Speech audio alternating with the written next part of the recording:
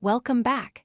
Today we are diving into one of the most fundamental algorithms in computer science, depth-first search, or DFS, specifically focusing on graphs and the recursive logic behind it. Before we start searching, let's quickly recall what a graph is. It is simply a collection of nodes, also called vertices, connected by edges. These represent relationships. Unlike trees, graphs can have cycles, meaning you can start at one node, follow the edges, and end up back where you started. So, what is depth-first search? Imagine you are exploring a cave. The core idea is to go as deep as possible down one path before turning back. We prioritize depth over breadth. We keep moving forward until we hit a dead end, and only then do we backtrack. Think of it like solving a maze. You pick a corridor and walk down it. You don't stop to check every other opening you pass. You commit to your path.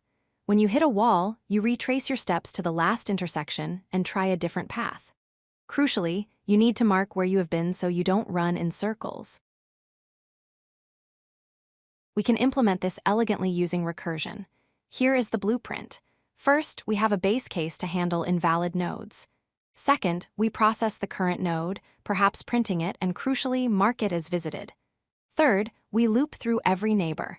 If a neighbor has not been visited yet, we recursively call the function on that neighbor, diving deeper immediately. I mentioned marking nodes as visited.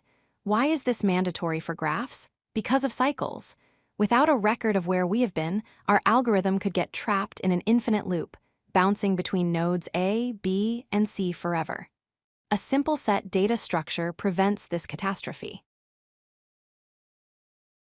Let's trace this visually. We start at node 1 and mark it visited. We see neighbor 2, so we pause node 1 and dive into node 2. From node 2, we dive into node 4. Node 4 has no unvisited neighbors. It is a dead end. Since node 4 is a dead end, we return or backtrack to node 2. Node 2 has no other unvisited neighbors, so we backtrack to node 1.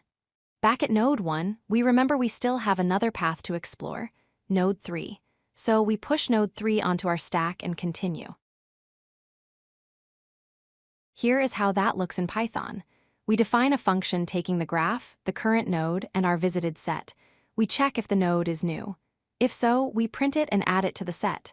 Then, we loop over the neighbors in the adjacency list, calling the same function recursively. It is clean, short, and powerful. To wrap up, let's look at performance. The time complexity is big O of v plus e, because in the worst case, we visit every vertex and traverse every edge exactly once.